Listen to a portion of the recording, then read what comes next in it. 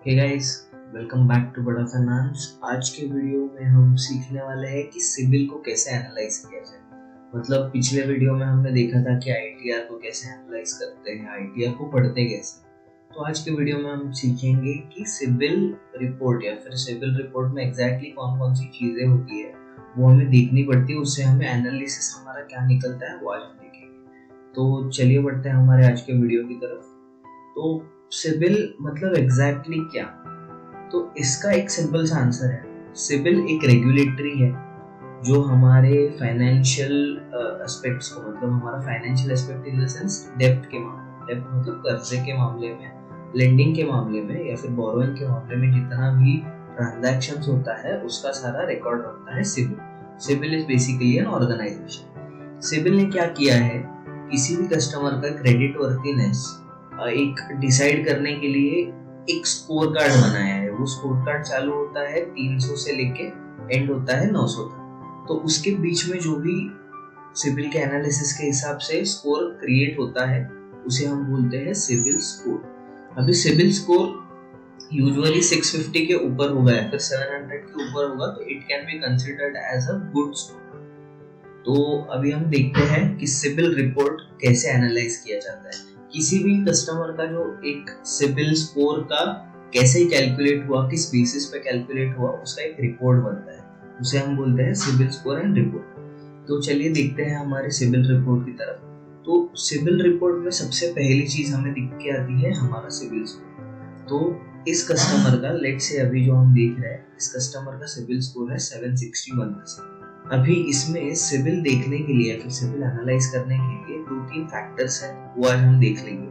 तो CIBIL report में पहली चीज हमें दिखती है कि उसका सिबिल स्कोर कितना है। तो यूजुअली 700 के ऊपर अगर सिबिल स्कोर होगा तो it is considered as a good CIBIL score. अभी इसके बाद पर्सनल इंफॉर्मेशन दिख जाएगी हमें सिबिल रिपोर्ट में, मतलब कस्टमर का नाम क्या है, उसका डेट ऑफ बर्थ दिख जाता है, फिर उसका जेंडर क्या है वो भी दिख जाता है, which is irrelevant to us, but फिर उसके बाद हमें मेन चीज दिखती है कस्टमर का आइडेंटिफिकेशन टाइप, मतलब जो इनकम टैक्स आईडी या फिर पैन कार्ड नंबर जो होता है, परमानेंट अकाउंट नंबर, वो हमें यहाँ पे दिख जाता है। जैसे कि आप यहाँ पे देख पा रहे हो, it is pan card number that is mentioned in this highlighted box.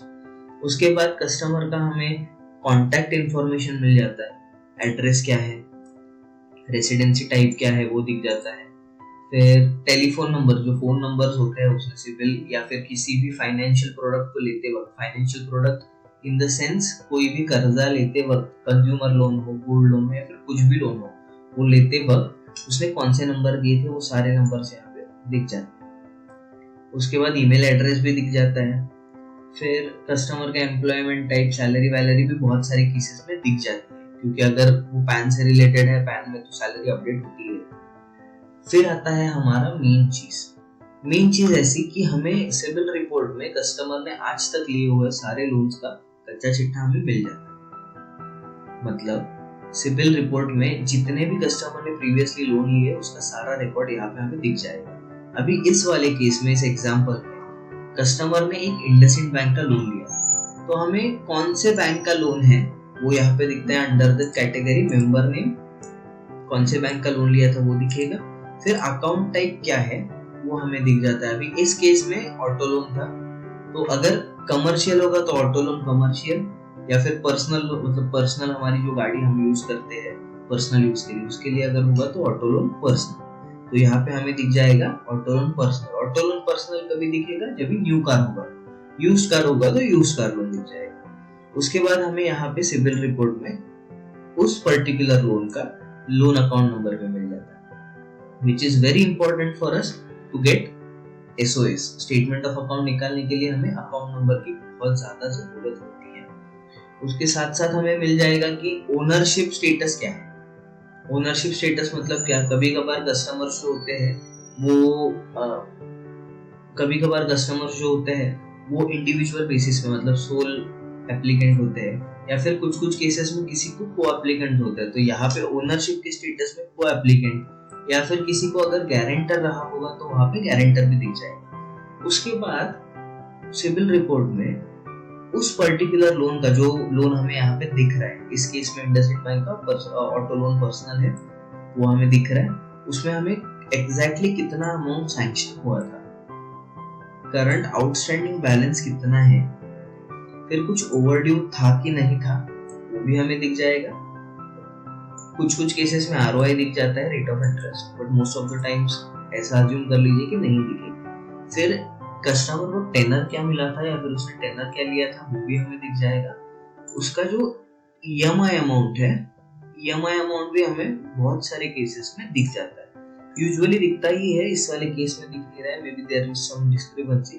तो एक्चुअल पेमेंट अमाउंट जो है यहाँ पे आपका ईएमआई कहाँ दिखने वाला है आपको, ये जो एक्चुअल पेमेंट अमाउंट वाला सेक्शन है वहां पे आपको कस्टमर का एग्जैक्ट ईएमआई आपको दिख जाएगा। फिर पेमेंट का फ्रीक्वेंसी क्या है, मतलब monthly in the sense what, EMI basis पे है। क्रेडिट कार्ड होता है तो भी मंथली दिखता है, बट वो एक बिल जनरेट होता है।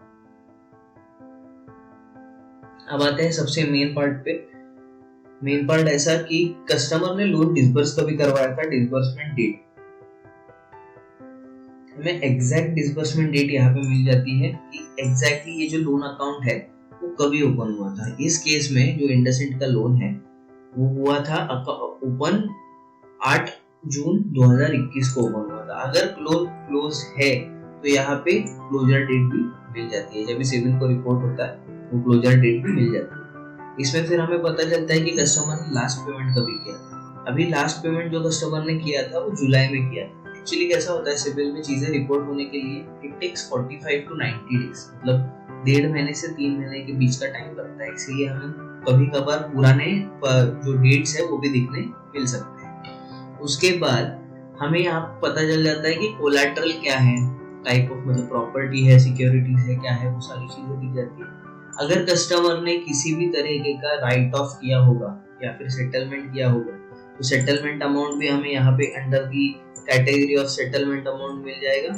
उसके बाद हमें मिलता है रिटर्न ऑफ अमाउंट और रिटर्न ऑफ प्रिंसिपल, मतलब टोटल अमाउंट कितना राइट ऑफ किया है विद इंटरेस्ट और टोटल अमाउंट कितना राइट ऑफ किया है ओनली प्रिंसिपल। ये सारी चीजें हमें मिल जाएंगी। अगर विलफुल डिफॉल्ट होगा तो कस्टमर पे सूट फाइल हुआ था। क्या सूट मतलब एक सिविल केस होता है, कोर्ट सिविल कोर्ट में जो केस होता है उसे हम लोग सूट बोलते हैं, सिविल सूट। अगर कस्टमर ने विलफुली डिफॉल्ट किया होगा तो एक लेंडर उसके बोरोवर के ऊपर एक केस डाल सकता है, तो वहां पे सिविल में दिखता है।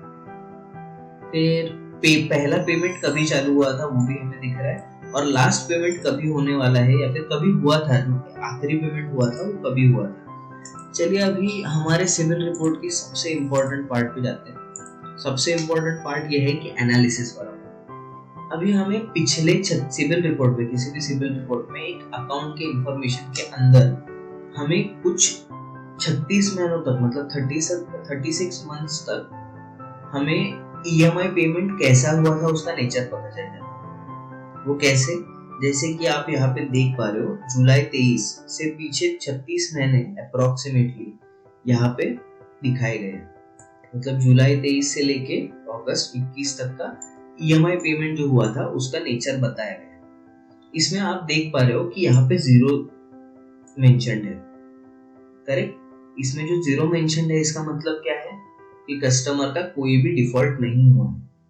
बट इन केस यहाँ पे बहुत सारी अलग अलग चीजें भी आती है। अभी हम आगे जो देखने वाले हैं वो यही चीजें है कि एग्जैक्टली इसके आगे अगर समझो एसपीडी आता है, डीबीटी आता है, या फिर नंबर ऑफ डेज, जो हैशटैग जो आता है वो, या फिर XXX आता है, तो उसका मीनिंग क्या है एग्जैक्टली, करेक्ट। तो चलिए देखते हैं कि एग्जैक्टली हर एक नोटेशन का मीनिंग क्या है। तो पहला नोटेशन होगा एसटीडी मतलब क्या, स्टैंडर्ड, मतलब इसका जो पेमेंट है वो टाइम टू टाइम हो रहा है, उसमें कोई भी डिफॉल्ट का चांसेस नहीं है। डीबीटी मतलब डाउटफुल, अगर किसी भी ईएमआई के आगे आपको डीबीटी लिखा हुआ आ रहा है तो उसमें क्या माना जाएगा कि कस्टमर का थोड़ा डिफॉल्ट होने का चांसेस है, 1-2 बार डिफॉल्ट कर चुका है, इसके बाद भी उसका डिफॉल्ट होने का चांसेस है। ये हैशटैग क्यों दिया, बेसिकली किसी भी इसके आगे, किसी भी ईएमआई के आगे अगर लोन के डीपीडीज होंगे, मतलब 5 तारीख का ईएमआई है, कस्टमर ने भर दिया 30 तारीख को, तो अराउंड 25 दिन का एक डिले होता है या फिर डीपीडीज होते हैं 25 दिन के, करेक्ट। तो उस ईएमआई के आगे 25 दिन या फिर 25 का एक न्यूमेरिकल वैल्यू लिख के आएगा सिविल रिपोर्ट में। तो ये जो है it is number of days past. अभी हैशटैग हैशटैग हैशटैग मतलब नंबर ऑफ डेज पास्ट, यहाँ पे हैश के जगह पे नंबर आएंगे, ठीक है। SMA मतलब स्पेशल मेंशन अकाउंट, इसमें कस्टमर का जो NPA होने के चांसेस ज्यादा है, जिसे हम पॉट NPA बोलते हैं, पोटेंशियल NPA, वो होने के चांसेस ज्यादा होते हैं। तो इसीलिए किसी लोन के सामने या फिर किसी EMI के सामने SMA लिख दिया जाता है। LSS मतलब क्या, किसी भी EMI के सामने LSS अगर आता है तो समझ जाने का कि कस्टमर का डिफॉल्ट चालू है और जो अकाउंट है loan account that is currently running under loss, मतलब बैंक का जो इंटरेस्ट का रिकवरी है वो नहीं हो पा रहा है। इसके वजह से बैंक क्या कर रही है, उसे लॉस में काउंट कर रही है। अगर इन केस जैसा आप यहाँ पे देख रहे हो अभी इन केस जैसा कि आप यहाँ पे देख रहे हो कि सितंबर 21 के EMI के आगे आपको XXX का एक सिंबल दिख रहा है या फिर XXX की वैल्यू दिख रही है। इसका मतलब क्या, इसका मतलब ऐसा कि कस्टमर की EMI पेड है या फिर कुछ भी है, वो उस पर्टिकुलर बैंक ने या फिर फाइनेंशियल इंस्टीट्यूट ने सिविल को उस चीज का रिपोर्ट भेजा नहीं। इसीलिए क्या हो रहा है कि उस पर्टिकुलर EMI का उस पर्टिकुलर EMI के लिए सिविल ऐसा सोच रहा है कि कस्टमर ने मे भी भर दिया होगा या फिर नहीं भर दिया होगा, इसीलिए नॉट रिपोर्टेड का टैग वहां पे आ जाता है। ओके, SU भी आता है तो सब स्टैंडर्ड, मतलब भर रहा है बट कभी कभार डिफॉल्ट भी हो रहा है, तो इट इज ओके। तो ये था आज का सिविल का फंडा। इसमें हमें और एक चीज देखने मिलती है सिविल रिपोर्ट में कि इंक्वायरीज कितनी हुई है, जो number of inquiries for the past few months या फिर फॉर पास्ट फ्यू इयर्स या फिर अभी तक के जितने भी इंक्वायरीज कस्टमर ने की है वो हमें इस इंक्वायरी इंफॉर्मेशन के अंदर मिल जाएगी। अभी इस कस्टमर ने 2 इंक्वायरीज की थी इंडसइंड बैंक के साथ, कौन से प्रोडक्ट के लिए की थी वो भी दिख जाएगा और कौन से डेट पे हुई थी वो भी दिख जाएगा। तो बहुत सारे केसेस में नंबर ऑफ इंक्वायरीज भी इंपॉर्टेंट होती है। तो ओवरऑल सिविल को हम अगर एनालाइज करते हैं तो इन सारे चीजों के बाद हमें क्या मिलेगा, हमें मिल जाएगा हमारा सिविल रिपोर्ट का एनालिसिस और कस्टमर की एलिजिबिलिटी है कि नहीं है वो भी हमें बेसिक पता चल जाएगा। तो ये था आज का सिविल रिपोर्ट का वीडियो। इसमें अगर आपको कुछ भी डाउट्स होंगे तो definitely let me know. Thank you for watching this video, have a nice day.